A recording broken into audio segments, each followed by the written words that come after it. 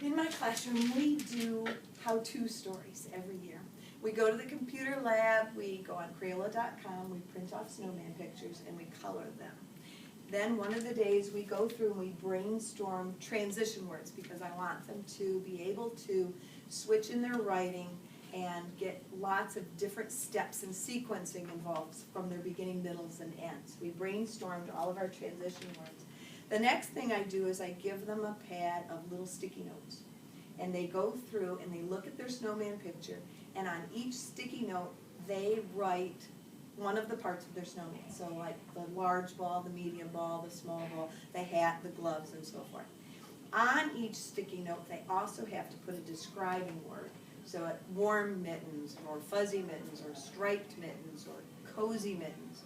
Then we take all the sticky notes, and this is a 2 or 3 day process. We go through and we line them up on our desks in order of how you build a snowman. Then they pick them up and make a sandwich, putting them on top of each other, so that big ball or large ball is on the top. So when they go to write their snowman story, they can just take off the top sticky note, and it's already in order, and then they aren't missing any of the parts of the snowman. Well, because of formative assessment and the whole idea of getting the student involved in the whole process, I decided that we would, as a class, design our own rubric. So I made my learning target to be, I can write a how-to story. And then the kids came up with what we need to have in our how-to stories to make them a good how-to story. One of them was transition words.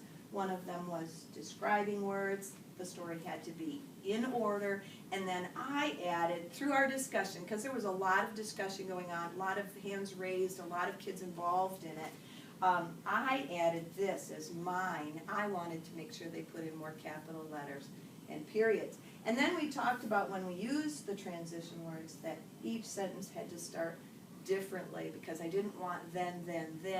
I wanted first, next, then, after, now, so forth. So we went through, and this was the rubric. Then I told them that I would type up our rubric, or our checklist, and this is what I came up with here. It says I can write a how-to story. The first box says transition words, the second box describing words, the third one building the parts in order, and then the last one capitals and periods. And then I added another section where I put a box and it says I checked my story, because that's the first step. I want them, when they write their story, to check and make sure they have all the parts. Well, this morning, this was on their desk, so that as they wrote it, they could be referring to this to make sure that they had all the parts of a good how-to story.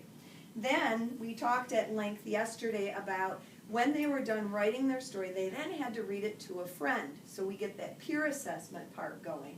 And their friend then had a job, and their job was to check. Did they use transition words? Did they make sure that each sentence started with a different transition word? Did they add describing words? And once that their friend had checked their story, then they could bring it to me to go through for that final editing, where we would sit down and talk about maybe words that were misspelled or maybe parts that were confusing.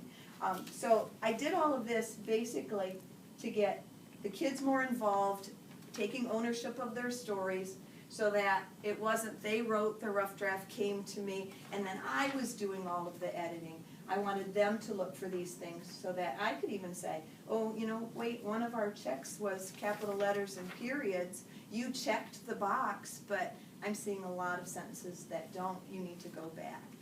So that's what we did yesterday and then this morning. Oh, and their ticket out the door, I almost forgot that one. Their ticket out the door yesterday was, I wanted to make sure they knew what transition words were, so they had to go and they had to write 3 transition words from our list, and we had already gone over them, and they did pretty well. Some of the kids only got 2 words, some got all 3. Some had words that weren't on the list, so we talked about that. But at least I had an idea if they knew what the transition words were.